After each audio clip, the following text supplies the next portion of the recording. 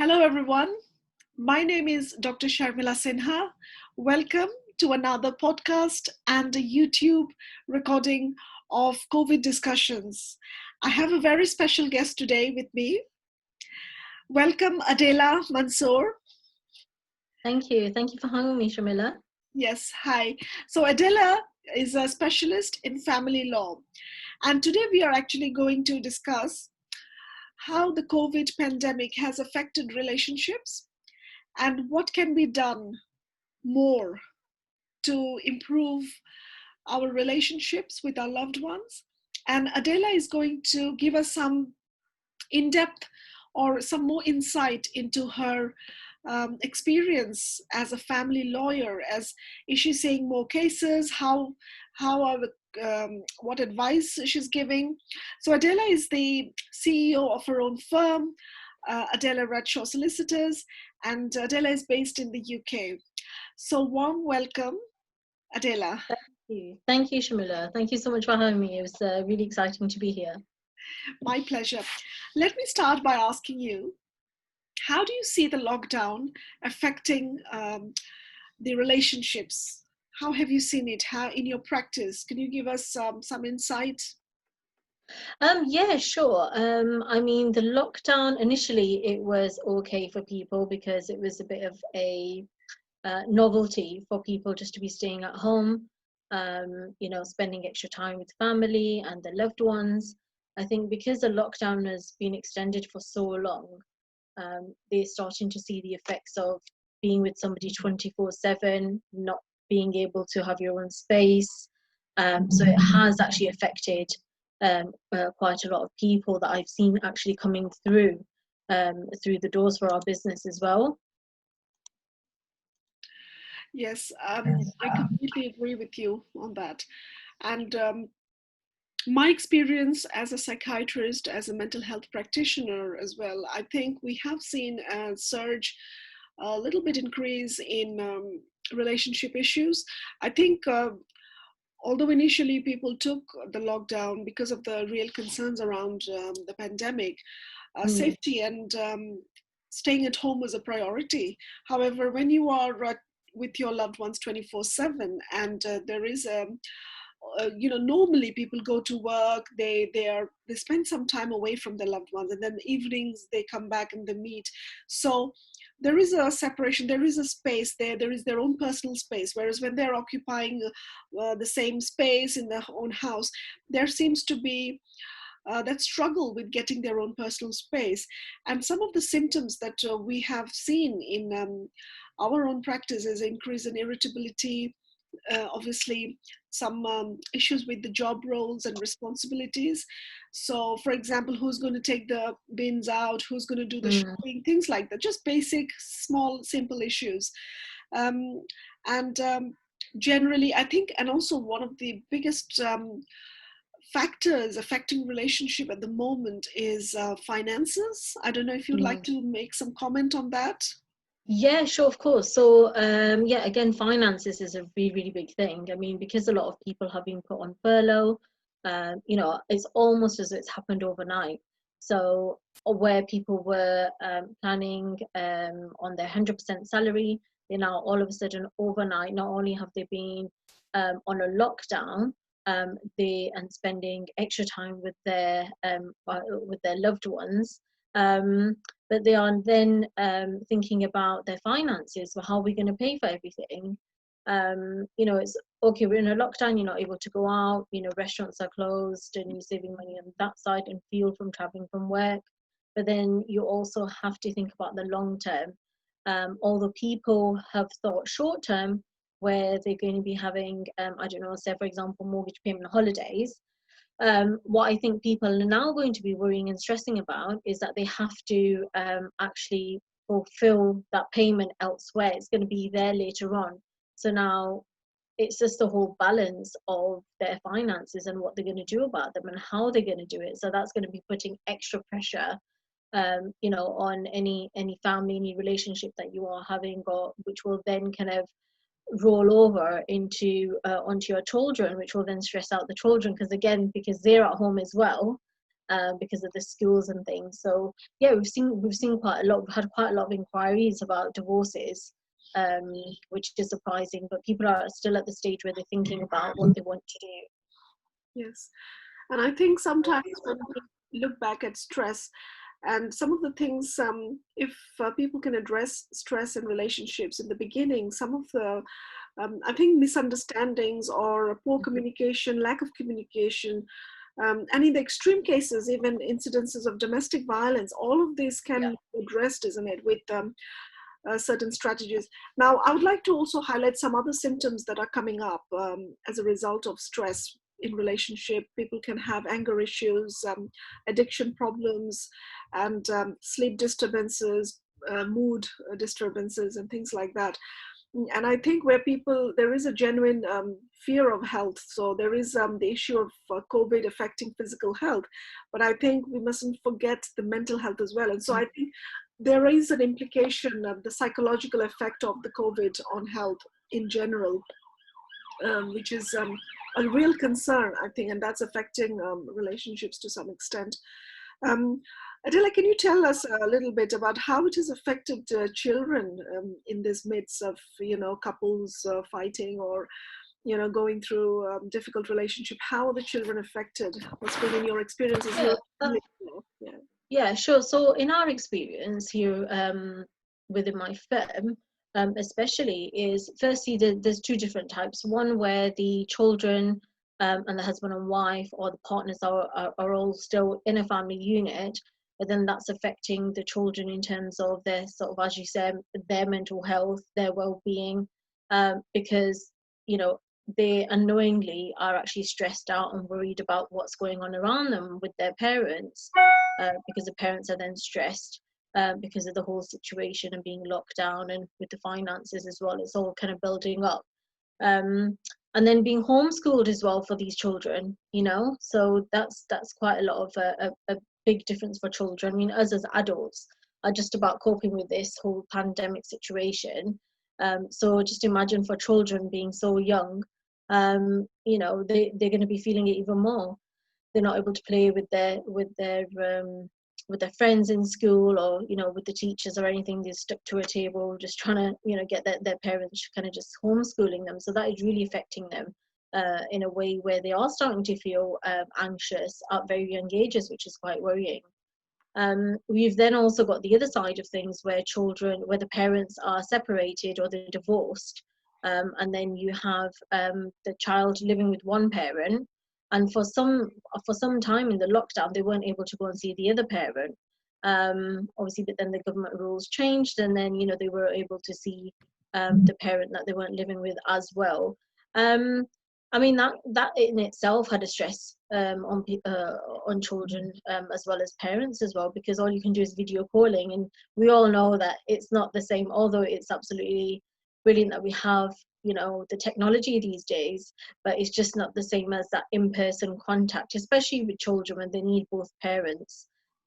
It's just been really, really bad. We've seen a surge of in cases that we've had where children are feeling really really anxious about these things, and we've had to kind of refer them and get extra help for them. Yes, and yes, it is a concerning picture sometimes. I would like to also bring in something more positive in this discussion as well, because obviously people who lead busy lives otherwise and they have full-time jobs, this is now an opportunity to spend more time with your loved ones. This is now a time to bond again. And I think some people are also finding it a very good time to reconnect, rebond, and find gratitude, find peace, and a fun space being together. I think there is a mix of both, and I think today we want to address how we can improve relationships during this pandemic.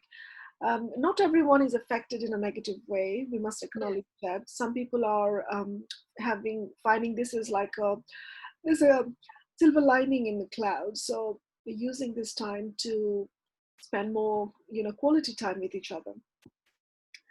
And I would also give some tips on how to improve relationships. And before I do that, I would like to ask you, Adela, if you had any tips or any advice for our listeners? We are streaming on YouTube, Facebook, as well as there will be a podcast. So for viewers and listeners, do you have any advice? And also particularly also relating to finances, do you have any advice around that as well? That would be really helpful. Yeah, sure. So, in terms of advice for finances, I'll address that first before the relationship side of things. In terms of finances, I think there's the government's done a brilliant job in terms of they've put a lot of funding out there for people, and I think people just need to go and they need to find out about this. There's a lot of help out there. There's people in banks or financial advisors or anybody that can help you with this. It's a testing time. A lot of us have not been through this, but we can all get through it. So in terms of the finances, just look at it this way. Do a positive spin on there, where okay, you're not going out, you're not spending that money. Try and save if you can. If you can't, it's fine. Just enjoy the time you have at home with your loved ones. And as I said, go out there and get the government help. And if you're not sure what you're doing, then there's lots of help out there on the internet, and talk to people. And I'm sure if anybody contacts myself or yourself, we can, always love to help people. So that's another option for them as well. And then in terms of relationships, um yeah, just again, see the positive side of things. I mean, I have somebody where well, actually a close friend of mine, she actually said she's been married for 11 years now. Her and her husband were always doing their own thing. They're finding juggling kind of jobs and kids and things. They always kind of never had that time to sit down and just have a 5-minute cup of tea and a chat just about their day. But now they've done so much of that. They've actually reconnected, and they're having the best time in this lockdown, where they've actually all reconnected, husband and wife. They reconnected with the children. They've been doing a lot more with them as well. And I think it's just kind of appreciating the time that you have. Always see the positive rather than the negative in every situation. So, yeah. Thank you, Adela. Very well put. And I particularly like this example that you gave. Um, this is actually one of the positive things of having more time together, where you know it's like rediscovering your loved ones all over again. It's like finding what have you got in common, because and the other thing is that we're living in a very fast-paced world. We are always distracted by things. It could be our phones, it could be the TV, it could be social media, so many other things. But actually, finding quality time with people you really love and care, that is really special. And in that context, I'd like to mention that it is important to prioritize your loved ones. So people are spending more time on social media actually because of the lockdown, which is okay. I have earlier mentioned in another podcast that my advice was don't focus too much on the negative media. You can socialize with friends and all, but I think there's a lot of negative media around which can cause increased stress and anxiety. So focus on that, and then prioritize loved ones. So fix some time that you will be only spending with your loved ones. So give them full one-to-one attention. And I think one of the complaints or one of the grudges that couples mostly have is that he or she doesn't pay attention to me, or they're not listening to what I say. And I think this is now the time to actually rebond and reconnect, finding time, being open and honest. And I think most couples, they appreciate honesty and reflecting on things to work on mutually, because although there will be differences, everybody has their own personality. There will be differences of opinion as well, but respecting each other's opinion, I think, is the key, and I think is really important to developing a solid bond. And respecting that you don't have to agree with them, but just simply giving a good ear, good listening, and respecting their opinion. And that actually improves the relationship to some extent. And if you're struggling with communication, because most of the arguments, most of the problems and relationship issues, it starts with arguments. I don't know if you agree with this, Adela. That most of the things, it first starts with an argument, isn't it? And then it gets bigger and bigger. But I think if we can address the issues around communication, I think that It really helps. And in this regard, I'd like to give some tips to our listeners in how to improve communications, because I think that is one of the key to good relationships. So Yeah. the first tip I have is knowing when to let it go. Because what happens is that when couples fight and when couples have disagreements, if you just lash onto each other's word for word, sometimes it can get spiral out of control, and it's not a good. So what is this? Remember, I would say, remember this thing: is it important for you to be right every time, or is it important for you that you let your loved ones have their peace of mind, or that you let love win? So that this is the situation. So knowing when to let it go, staying calm sometimes, and thinking before you react. Sometimes we jump to conclusions very quickly without getting the full picture. So keeping an open mind, find out more information, and be mindful of our non-verbal gestures and communication. Sometimes what we do is, like, we shout, we raise our voice, and that has an effect not only on our loved ones but also on the children. So just think what your non-verbal communication is. I know, if Adela, if you'd like to mention something around that, if you see that in your court cases, sometimes just people saying that, look, my partner always shouts or screams, is that's the tone of voice. It's simple things that people can address, isn't it? And Yeah. yeah. Yeah, no, definitely it can. In some of the cases that I get, I mean, a lot of the cases, 99% of the cases that we get, it gets very bitter, and it's always about he said, she said. And by the time you get to the bottom of everything, it's because there is something very, very small that's happened. And like you said, Shamila, it's just blown out of proportion, and that's why it's come to where it's come to. So, Yes. Yeah. And it's sad, isn't it? Because mm, these are some of the things that we can actually nip it in the bud, and this is yeah. why we need to work on relationships. And no harm in apologizing if needed, because it's not always important that you have to be the winner in every fight. You can always sometimes take more responsibility of the things that you can be in control of, you can improve.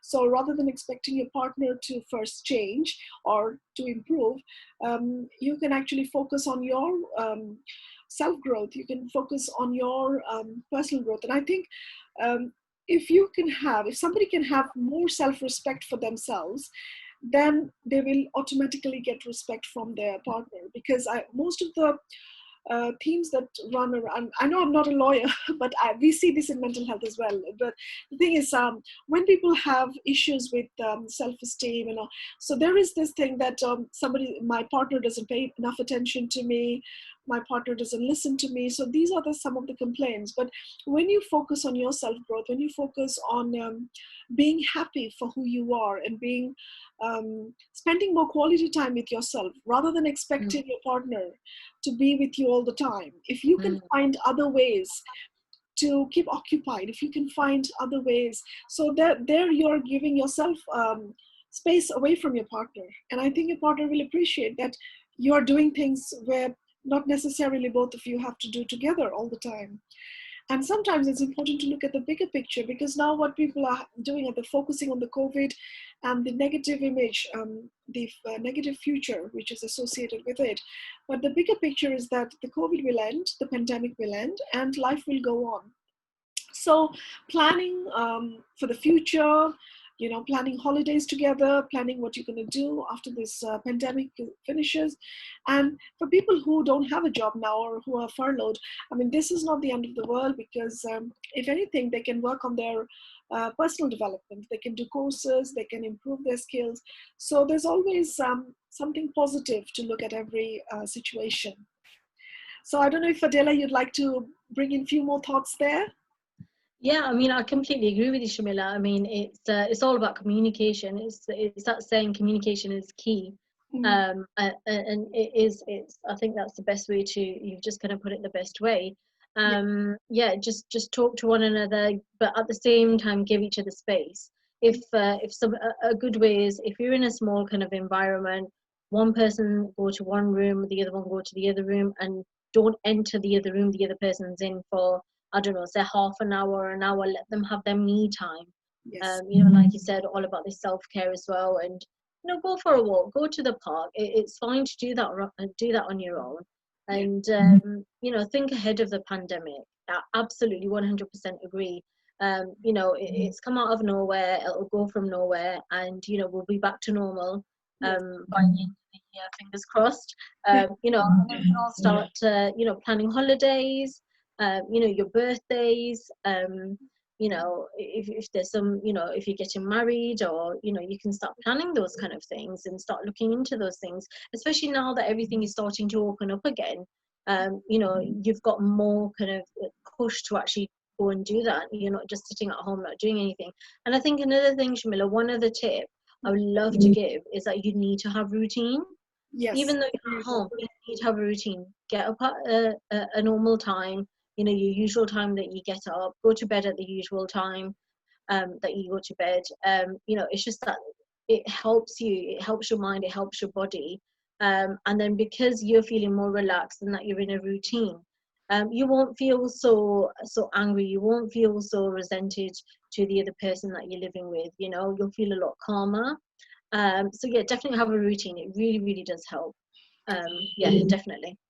And the last bit of advice I'd like to give is stay away from blaming each other. I think this is not the right time to blame, because we are in this situation in the pandemic because it's beyond our control. Certain things are beyond our control. So if there are issues with finances, if there are issues with job security, I think the last thing you want to do is to blame each other. And I think accepting the situation for what it is and not magnifying the problem. What normally human minds, we try to magnify the problem. This is the issue. So if we see the problem for what it is, sometimes and most of the time it is actually, the problem can be solved, the problem can be overcome.